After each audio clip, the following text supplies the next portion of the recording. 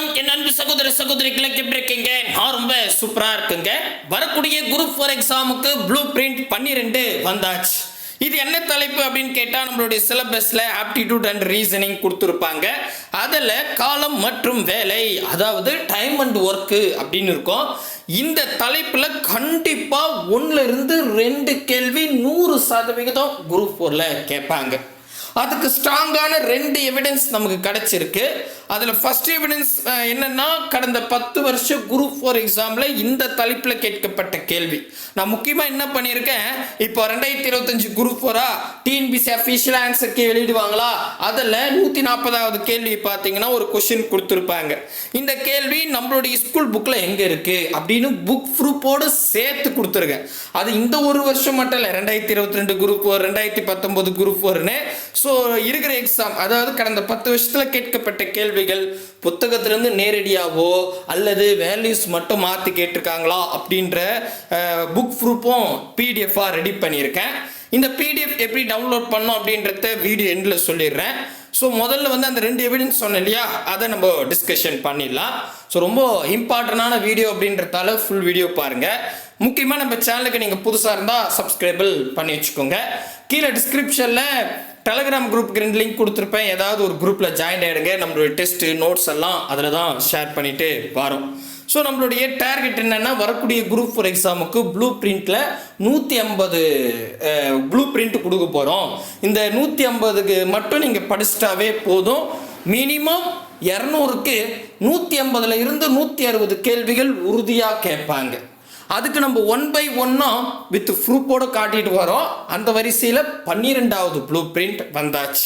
இது மேக்ஸில் பார்த்தீங்கன்னா, இந்த தலைப்பில் கடந்த 10 வருஷத்தில் பார்த்தீங்கன்னா 2013 குரூப் 4ல் 2 கேள்வி கேட்டிருக்காங்க. 14 குரூப் 4ல் கேட்கல. 16 குரூப் 4ல் 3 கேள்வி கேட்டிருக்காங்க. 18 குரூப் 4ல் கேட்கல.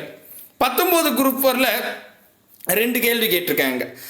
22 குரூப் 4ல் 2 கேள்வி கேட்டிருக்காங்க. 24 குரூப் 4ல் கேட்கவே இல்லைங்க. ஃபைனலாக 2025 குரூப் 4ல் 1 கேள்வி கேட்டிருக்காங்க.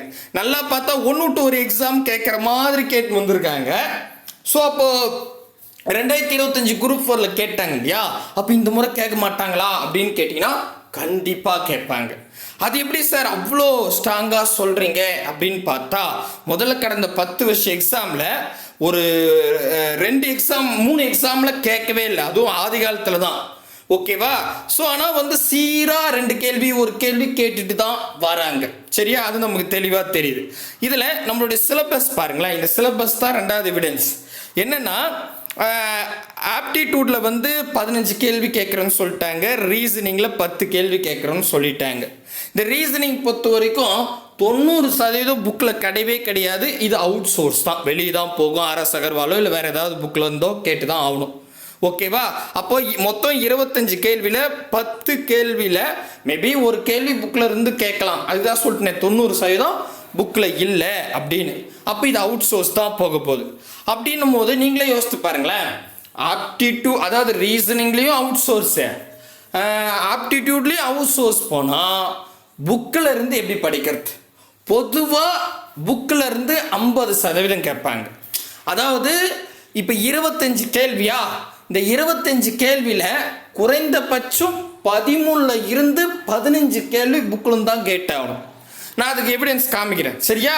ஸோ இதுன்னு இல்லை, எந்த நீங்கள் டிஎன்பிசி குரூப் 4 மட்டும் சொல்ல, குரூப் 4 தவிர்த்து மற்ற எக்ஸாம் கூட எடுத்து பாருங்கள். 25 கேள்வி கேட்குறாங்களா, அதில் 13ல் இருந்து 15 கேள்வி புக்கில் இருக்கும். ஓகேவா? 10லேருந்து 12 கேள்வி வெளியே போகும். அவுட் சோர்ஸ் தான் போகும், கண்டிப்பாக போகும். ஓகே, கிளியராக புரியுதா? அப்போ இந்த சிலபஸில் நமக்கு 13லேருந்து 15 கேள்வி புக்கில் கேட்கணுமா? அப்படி பார்த்தா சிம்பிளிஃபிகேஷன் அவ்வளோவா புக்கில் இல்லை. நல்லா கவனிச்சிங்க. விழுக்காடு இருக்குது, எல்சிஎம் HCF இருக்குது, 2வது தலைப்பு. விகிதமற்ற விகிதாச்சாரம் அவ்வளோவா கிடையாது. கிட்டத்தட்ட பாதி தான் புக்கில் இருக்குது. 6th புக்கில் தனி வட்டி இருக்குது, கூட்டு வட்டி இருக்குது, பரப்பளவுக்குள்ள அளவு இருக்குது. நீங்கள் சும்மா ஒரு இதுக்கு பாருங்களேன். இப்போ எல்சிஎம் HCFல 1 கேள்வி கேட்குறாங்க. சதவீதத்தில் புக்கிலேருந்து 1 கேள்வி கேட்குறாங்க. நல்லா புரிஞ்சுங்க. நம்ம விகிதமற்ற விகிதாச்சாரத்துலேயும் 1 கேள்வி கேட்குறாங்கன்னு வச்சுக்கலாம். தனி வட்டி கூட்டு வட்டியில் 2மே சேர்த்து ஒரு 3 கேள்வி கேட்கறதுக்கு வாய்ப்பு இருக்குது. அதுக்கப்புறம் பரப்பளவுக்குள்ள ஒரு 2 கேள்வி கேட்க வாய்ப்பு இருக்குது. இதெல்லாம் புக்கில் நேரடியாக. இப்போ கூட்டுங்க, 3 2 5 6 7 8 கொஸ்டின் தான் ஆகுது. ஸோ ஒரு தோராயமாக நான் போட்டால் கூட, ஆனால் நமக்கு என்ன இருக்கும், 12லேருந்து 15 கேள்வி கேட்டாகணும், 13லேருந்து 15. ஓகே, அப்போ கண்டிப்பாக தனி வட்டின்னு சொல்கிறேன், சாரி, காலம் மற்றும் வேலை கண்டிப்பாக புக்கிலேருந்து தான் கேட்டாகணும், வேறு வழியே இல்லை. ஓகேவா, புக்கிலேருந்து தான் கேட்பாங்க. மேபி மதிப்பொன்னா மாற்றி கேட்கறதுக்கு வாய்ப்பு இருக்குது. புக்கில் இருக்கும் அந்த மாடல், அதில் இருக்கிற மதிப்பு மட்டும் மாற்றி கேட்பாங்க. புரியலையா? வாங்க சொல்கிறேன். இப்போ இது வரைக்கும் சொன்ன தகவல் புரியுதுங்களா? ரைட்டு, புக்கில் தான் டைம் அண்ட் ஒர்க்லேருந்து கேட்பாங்கன்னு சொல்லிட்டேன். அதுக்கு எவிடன்ஸ் பாருங்களேன். இப்போ ஒரு ஃபர்ஸ்ட் இந்த கொஸ்டின் பாருங்கள். 2022 குரூப் 4 எக்ஸாமில் 129வது கேள்வியாக கேட்டிருக்காங்க. 10 விவசாயிகள் 21 நாளில் ஒரு நிலத்தை உழுது முடிப்பார் எனில் அதே நிலத்தை 14 விவசாயிகள் எத்தனை நாளில் உழுது முடிப்பாங்க அப்படின்ற மாதிரி கேட்டிருக்காங்க. இது எங்கிட்ட இருக்குது அப்படின்னு கேட்டால் 7th புக்கில் 84வது பேஜ் நம்பர் எடுத்துக்கிட்டா 11வது கேள்வியா பாருங்களேன். புக்கில் புது புக்கு தான், சரிங்களா? 10 விவசாயிங்க 21 நாளில் உழுது முடிப்பாங்க, 14 விவசாயிங்க எத்தனை நாள், அப்படியே cut and paste, copy paste question. அப்போ இது ஒரு டைரக்ட் கொஸ்டின். ஓகே, இந்த மாதிரி தான் டைரக்டாக கேட்கறதுக்கு வாய்ப்பு இருக்கு. அப்படி இல்லையா, 2025 குரூப் 4 எடுத்துங்க. 140வது கேள்வி பாருங்களேன். பி மற்றும் கியூ ஆகியோர்கள் ஒரு வேலையின் முறையே 20 மற்றும் 40 நாளில் முடிப்பாங்க. அவங்க 2 பேரும் ஒன்றா சேர்ந்து வேலையை தொடங்கிடுறாங்க. சில நாட்கள் வேலை பார்த்த பிறகு கியூ சென்று விட்டார். மீதமுள்ள வேலையை பி 8 நாளில் முடிப்பார் எனில் தொடக்கத்திலிருந்து எத்தனை நாட்களுக்கு பிறகு கியூ வேலையை விட்டு சென்றார் அப்படின்ற மாதிரி கேட்டிருக்காங்க. உங்களுக்கு இந்த கொஸ்டின் தெரியுதா இல்லையான்னு தெரியல, நான் நடத்தி முடிச்சிட்டேன். பட் இது நம்ம புக்கில் எங்கே இருக்குது அப்படின்னு கேட்டால் 8th புக்கில் 154வது பேஜ் நம்பரில் எடுத்துக்காட்டு 4.24 போய் பாருங்க. அப்படியே பாருங்க, பி கியூ இங்கே பாருங்க, நான் அப்படியே கொஸ்டின் படிச்சிடுறேன், இன்னும் மாற்றம் இருக்குன்னு பார்ப்போம். பி மற்றும் கியூ ஆகியோர்கள் ஒரு வேலையை முறையை 20 மற்றும் 30 நாளில் முடிப்பாங்க. அவங்க இருவரும் ஒன்றா சேர்ந்து வேலையை தொடங்கினாங்க. சில நாட்கள் வேலை பார்த்த பிறகு கியூ சென்று விட்டார். மீதமுள்ள வேலையை பி 5 நாளில் முடிக்கிறாரு எனில் தொடக்கத்திலிருந்து எத்தனை நாட்களுக்கு பிறகு கியூ வேலையை விட்டு சென்றார் அப்படின்ற மாதிரி கேட்டிருக்காங்க. இப்போ இன்னும் மாற்றம், அதே பேட்டர்ன் பாருங்க, இதே பேட்டர்ன், ஆனா பேட்டர்ன் ஒன்று தான், மதிப்பு மட்டும் பாருங்க. பிக்கு 20, கியூக்கு 40, அதுக்கப்புறம் 8 நாள் அப்படின்னு கொடுத்துருக்காங்களா? இங்க பாருங்க, அப்படியே வாங்க. புக்கில் பிக்கு 20 கரெக்டாக இருக்கு, கியூக்கு 40 இருந்துச்சா, இங்கே 30ன்னு கொடுத்துருக்காங்க. அங்கே 8 இருந்துச்சா, இங்கே 5ன்னு கொடுத்துருக்காங்க. ஸோ இதே கேள்வி தான். அப்போ இந்த கேள்வி நீங்கள் ஒர்க் அவுட் பண்ணிட்டீங்க ஷார்ட்கட்லன்னா தெரியுதுன்னா, அங்கே என்ன இருக்கா, மதிப்பு மட்டும் தான் மாற்றிருக்காங்க. அப்படின்னும் போது கிட்டத்தட்ட டைரக்ட் கொஸ்டின்னே சொல்லிடலாம். கரெக்டாக இப்போ பாருங்கள், நான் 2 எவிடன்ஸ் உங்களுக்கு ஸ்ட்ராங்காக சொல்லியிருக்கேன். கண்டிப்பாக புக்கில் இருந்து தான் கேட்பாங்க அப்படின்றதுக்கு இன்னும் இருக்குது. இது பாருங்க, இது முடிச்சுட்டுனா 2022 குரூப் 4 எடுத்துக்கலாம். இது 22 குரூப் 4 நான் பின்னாடி சொல்கிறேன், சரிங்களா? இங்கே பாருங்க, 19 குரூப் 4 எடுத்துக்கலாம். 19 குரூப் 4 143வது கேள்வியை கேட்டிருக்காங்க. ஏ என்பவர் ஒரு வேலையை 20 நாள்லையும், பி என்பவர் அதே வேலையை 30 நாள்லையும் செய்து முடிப்பாங்க. இருவரும் சேர்ந்து அந்த வேலையை செய்து முடிக்க எத்தனை நாள் ஆகும் அப்படின்ற மாதிரி கேட்டிருக்காங்க. சரியா? கொஸ்டின் புரியுதா? இப்போ இந்த மாடல் எங்கே இருக்குதுன்னா 8th புக்கில் 156வது பேஜ் நம்பரில் பயிற்சி 4.4 எடுங்க. ஃபர்ஸ்ட் ரோமன் லெட்டர் பாருங்க. ஏ 3 நாள் முடிப்பார், பி 6 நாள் முடிப்பாங்க. 2 பேரும் சேர்ந்து எத்தனை நாள் முடிப்பாங்க? அப்போ தனித்தனியாக கொடுத்து சேர்ந்து கேட்குறாங்க. இங்கே பாருங்க, இதே தான். ஆனால் அதில் ஏ 20 நாள், இங்கே ஏ 3 நாள், அங்கே பி 30 நாள், இங்கே பி 6 நாள், அங்கே 2 பேரும் சேர்ந்து எத்தனை நாளில் முடிப்பான்னு கேட்டிருக்காங்க. இங்கே அதே தான் கேட்டிருக்காங்க. அப்போ இந்த கணக்கு நீங்கள் ஒர்க் அவுட் பண்ணிட்டா ஏவுக்கு 3 பிக்கு 6 வச்சு நீங்கள் அந்த ஷார்ட்கட்டில் பயன்படுத்தி போட்டு முடிச்சிட்டிங்க, புரிஞ்சிடுச்சுன்னா இந்த கேள்வி இப்போ ஈஸியாக தானே இருக்கும். அப்போ இதுவும் புக்கில் இருக்குது. புரியுதா? நல்லா தெளிவாக புரியுதா? பாருங்க, சூப்பருங்க. அடுத்தது இங்கே பாருங்களேன். 2019 குரூப் 4 எக்ஸாமில் 14 அச்சுக்கோப்பவர்கள் 5 மணி நேரத்தில் ஒரு புத்தகத்தில் 70 பக்கங்களை முடிப்பாங்க. 10 மணி நேரத்தில் 100 பக்கங்கள் முடிக்க எத்தனை அச்சுக்கோப்பவர்கள் தேவை? இது எங்கே இருக்குதுன்னா, இது ஆக்சுவலி 2015 குரூப் 2 இதே கேள்வி கேட்டிருப்பாங்க. ஸோ இது புக்கில் டைரெக்டாக இல்லை, ஆனால் மாடல் இருக்குது. இப்போ 8th புக்கில் 156வது பேஜ் நம்பரில் பயிற்சி 4.4 எடுத்துங்க. அதுங்க பாருங்களேன், 5 பேர் 5 வேலையை 5 நாளில் முடிப்பாங்க. இதே தான் அங்கே இருக்கிறது. அப்போது 50 பேர் 50 வேலையை எத்தனை நாளில் முடிப்பாங்க? இது இங்கே பாருங்கள், அப்படியே பாருங்களேன். இதை நீங்கள் இப்படி படிங்க, அச்சுக்கோப்பரை விட்டுருங்க. 14 பேர் 5 மணி நேரம் வேலை செஞ்சு 70 பக்கங்களை முடிப்பாங்க. 10 மணி நேரம் வேலை செஞ்சு 100 பக்கங்களை முடிக்க எத்தனை பேர் தேவை? அதே தான். ஓகேவா? ஆட்கள், நாட்கள், நேரம், இது மூணுத்தையும் மேலே பெருக்கணும், வேலையை கீழே வச்சுக்கணும். இந்த மெத்தேடில் தான் கேட்டிருக்காங்க, நேர்மாறல் எதிர்மாறல். ஓகே, புரியுதுங்களா? அப்போ இந்த கேள்வி போட தெரிஞ்சா அதுவும் போட்டுடலாம். சரியா? தெளிவாக புரியுதுங்களா? அடுத்தது இங்கே பாருங்களேன், கிட்டத்தட்ட இதுவும் 2016 குரூப் 4ல் 140வது கேள்வி எடுத்துக்கிட்டா, ஒரு ஆண் மற்றும் ஒரு பெண் 2 பேரும் சேர்ந்து ஒரு வேலையை செய்கிறார்கள். இது நமக்கு முக்கியம் இல்லை. நெக்ஸ்ட் என்ன சொல்றாங்கன்னா, ஒரு ஆண் ஒரு வேலையை செய்ய 4 நாள் ஆகும், ஒரு பெண் அதே வேலையை செய்ய 12 நாள் ஆகும். அப்ப 2 பேரும் சேர்ந்து எத்தனை நாள்ல முடிப்பாங்க? இப்ப இது பாருங்களேன், இதே தான் நாங்க பாருங்க, கிட்டத்தட்ட பயிற்சி 4.4ல் 156வது பேஜ் நம்பர்ல ஏ வந்து 3 நாள்ல முடிப்பார், பி வந்து 6 நாள்ல முடிப்பாங்க. 2 பேரும் சேர்ந்து எத்தனை நாள்ல முடிப்பாங்க? அப்ப இது எப்படி சொல்லலாம்? ஒரு ஆண் வந்து 3 நாள்ல முடிக்கிறாரு, ஒரு பெண் வந்து 6 நாள்ல முடிக்கிறாங்க. ஆணும் பெண்ணும் சேர்ந்து எத்தனை நாள்ல முடிப்பாங்க?